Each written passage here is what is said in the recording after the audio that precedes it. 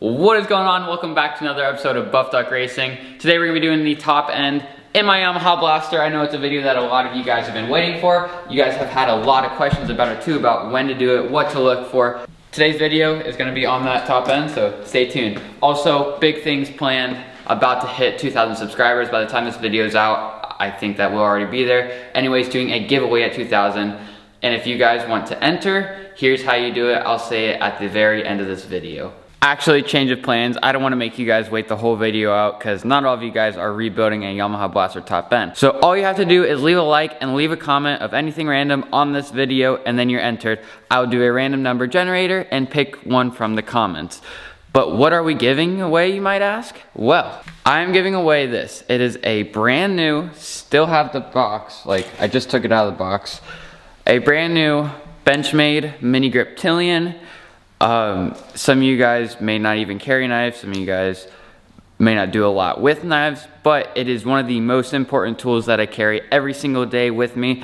I take it everywhere. It is not only something for defense, which is not my #1 priority for my knife, but it's a tool to help me with anything and so many things. So if you guys want to win this knife, which is a pretty pricey knife, then leave a comment down below and I'll pick someone random to win this guy. The first thing that you're gonna do is take off the ignition wire. After that, you're gonna wanna take the carb off, so get the little booty off of it. After you loosen up the booty, go ahead and pull the carb off. So it'll take a little bit, but pull it backwards and it'll come off like that. The next step is to take the little booty that is covering the reeds off. So it'll be these 4 bolts, they're 10mm. So, Riley, how do you know that the top end needs rebuilt? So a few things to look for when you're looking to know if you can do a top end or if you need to do a top end rebuild is the first thing is lack of compression. When you're kicking the bike over, if it just doesn't feel like it has enough compression, which really isn't a big deal, but after that, if it's having a hard time starting and you also have that compression, then that's a huge thing. And if you can feel blow by as you're kicking it, and what that is like a little sound as you're kicking it. So that's just kind of air slipping through the rings. Other than that, the blaster top ends last a long time. So you might not even ever have to do one in your time of owning a blaster, but it just so happens that with me, it's about that time. I picked up a new cylinder and a new piston. You don't really have to do that. I just wasn't exactly sure which piston to get. So I just got everything. I did go with the Wiseco piston. I don't think it's a huge deal on which one you get. And then this head, I think is just the OEM head. That'll slide right on there. So after you take that little booty off, you can go ahead and slip the reeds out. So here we've got the reeds. This is your reed cage. And sometimes your reeds will go bad and they'll start fraying and chipping on the end here. Basically what that does is those little chips, if you know they break towards the end of the reeds here, it can get into your cylinder, it can get down into your cases, it'll screw up stuff. Long story short, you're gonna lose power.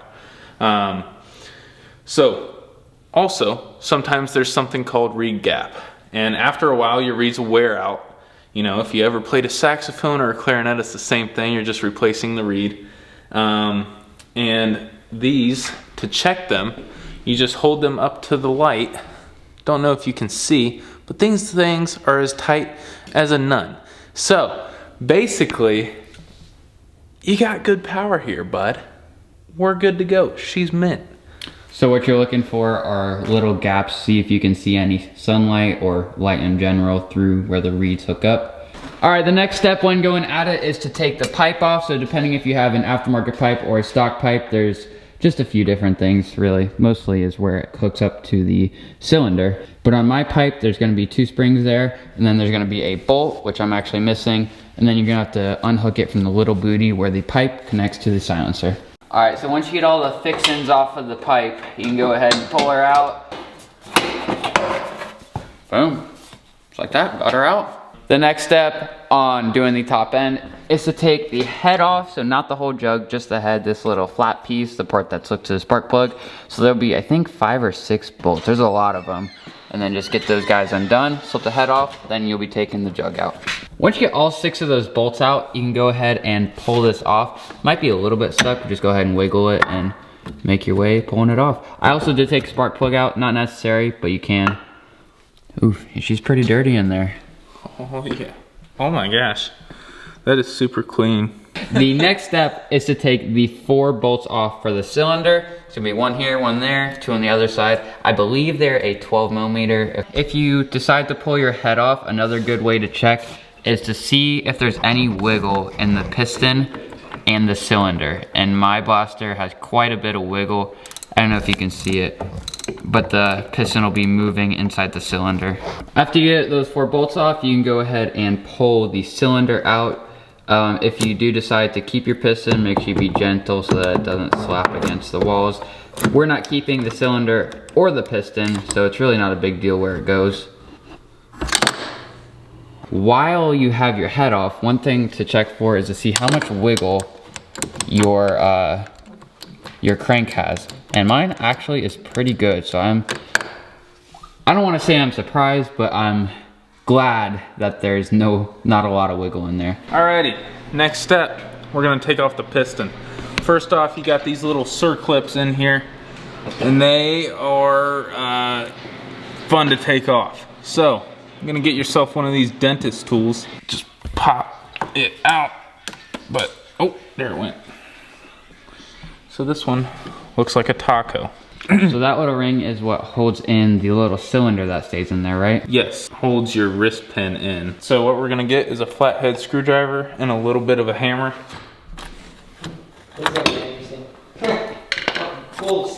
So out when you pop that guy, so the little D-ring is what's holding the cylinder in. Then once you pop that out, which is what holds the piston onto the crank, and there's a little bearing in there, out comes your cylinder, or your piston. Well, so in my new set that I have, it actually came with a new bearing, one of these little cylinder things, and everything. So these we don't really need, because we've got fresh. All right, we finished the teardown of the old cylinder and piston.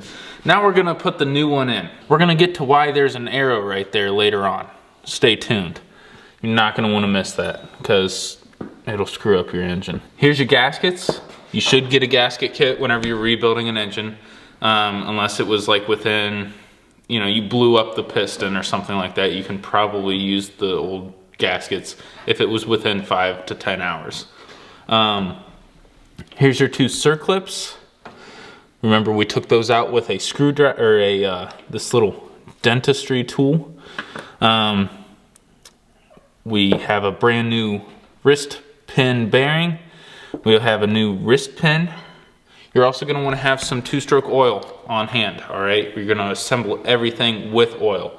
Instead of a dry assembly, you're going to have a wet assembly, because you want to get that oil in there early. Just get stuff loosened up. Here's your 2 new rings for your piston. Sometimes you'll just have a single ring, and yeah, they're cool, but they're not going to last as long as the 2-ring piston. We're going to apply 1 ring. The first ring. So you're gonna set your piston right there. You're gonna get some 2-stroke oil, pour some into there. That's probably all you're gonna need for this assembly. Now, you set your little thing of oil there. You get your nice greasy hands right on in there. And then you just drip it on there, all right? Just apply liberally. We've got a little notch here, all right? You see that, folks? You see that little notch there? That's where your opening is gonna go, all right? So, you got a tosser on there. You're gonna remove your nice little rag here that kept any dirt and debris from falling into your crank. You're gonna set that aside. You're gonna toss this little guy on. First things first, you're gonna put a little bit, 1 C-clip in, okay? Just one side. Doesn't matter what side. These guys can be a little tricky to get in. Just gotta compress the ring a little bit and slide it into the little groove inside the piston. Got your bearing here. We're gonna get some 2-stroke oil on there. Here we go, we're gonna put the bearings in. Needle bearings. And we're gonna slide it right, this is your connector rod, all right, connecting rod. And you're gonna just slide around in there. Now you're gonna apply oil to this little guy right here. We've got, remember that arrow that I was talking about earlier? Of course you do. Now, that arrow is the exhaust side. So that's gonna stick out the front of your cylinder. All right, so arrow facing forward, slide it like that. Slide this little guy in there, line it up with the hole, just like that. Boom. Now, next step, you're gonna get your other circlip or your almost closed O, and you're gonna toss it right in the other side of the piston. So just to recap, we pretty much have everything disassembled and we're slowly putting things back together. What we did is we put a new gasket on. Always gonna wanna make sure you do that because the old ones will tend to start to go bad. And then we slipped the new piston on. So we put that bearing in, put the little cylinder through, the 2 clips on each side. It is held there now. And then we also put the 2 rings on the piston. The next step is to make sure you lube this up thoroughly with some 2-stroke oil. And then we're gonna go ahead and slip the cylinder on. Next thing is to either take your old head or your new head and slip it on.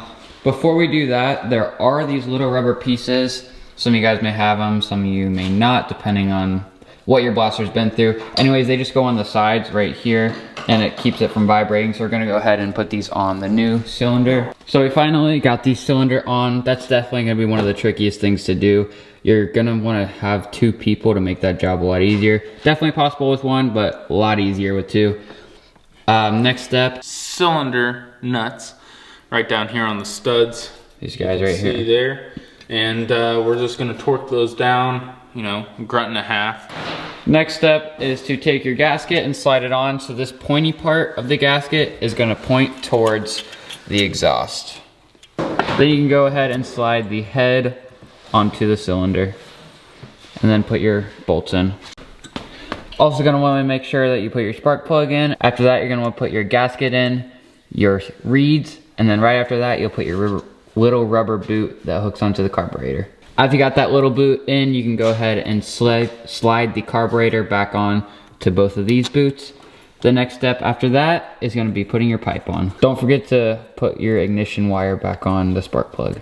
Quite a few hours later, we have got the head on, pipes on, carburetors on, everything's good to go. Now it's time to start up, do some heat cycles. It is currently the next day, so the next step, once you have everything in, everything good to go, your blaster is running, is to do heat cycles. So you cannot just go put in your top end and then start shredding right away. You have to break in your new top end because things are heating up, things are changing, so it's gotta get worked in and broken in to be running fresh again. So I'm gonna have to save it for a different video because this video is getting kind of lengthy. So stay tuned for another video. I'm not gonna do one of my regular Tuesday uploads because I feel like those are supposed to be special uploads, not tutorials on how to do a new top end. So not next Tuesday, but eventually sometime next week, I'll have a video out on how to do heat cycles on that guy. Stay tuned for a regularly programmed show this coming up next Tuesday. I'll catch you guys next time. My name is Riley Kent with Buff Duck Racing. Later.